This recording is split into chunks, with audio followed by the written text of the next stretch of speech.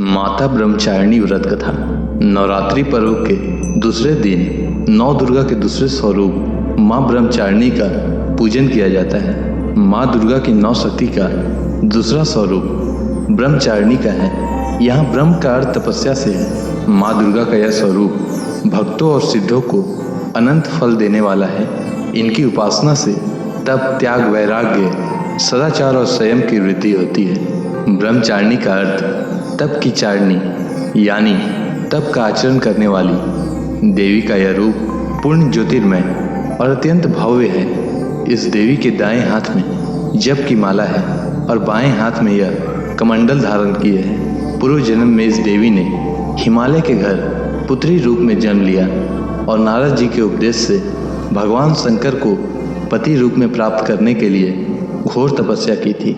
इस कठिन तपस्या के कारण इन्हें तपस्चारिणी अर्थात ब्रह्मचारिणी नाम से अभिहित किया गया। 1000 वर्ष तक इन्होंने केवल फल फूल खाकर बिताए और 100 वर्षों तक केवल जमीन पर रहकर साग पर निर्वाह किया। कुछ दिनों तक कठिन उपवास रखे और खुले आकाश के नीचे वर्षा और धूप के घोर कष्ट सहे। 3000 वर्षों तक टूटे हुए बिल्व पत्र खाए और भगवान शंकर की आराधना करती रही। इसके बाद तो उन्होंने सूखे बिल्व पत्र खाना भी छोड़ दिए। कई हजार वर्षों तक निर्जल और निराहार रहकर तपस्या करती रही। पत्तों को खाना छोड़ देने के कारण इनका नाम अल्पना पड़ गया। कठिन तपस्या के कारण देवी का शरीर एकदम क्षीण हो गया।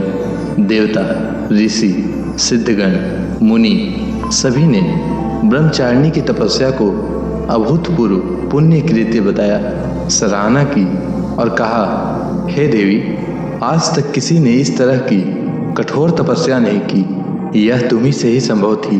तुम्हारी मनोकामना परिपूर्ण होगी और भगवान चंद्रमौली शिव जी तुम्हें पति रूप में प्राप्त होंगे। अब तपस्या छोड़कर घर लौट जाओ। जल्द ही तुम्हारे पिता तुम्हें बुलाने आ रहे हैं। माँ ब्रह्मचारिणी देवी की कृपा से सर्व सिद्धि प्राप्त होती है। दुर्गा पूजा के दूसरे दिन देवी की इसी स्वरूप की उपासना की जाती है। इस देवी की कथा का सार यह है कि जीवन के कठिन संघर्षों में भी मन विचलित नहीं होना चाहिए। जय माँ ब्रह्मचारिणी।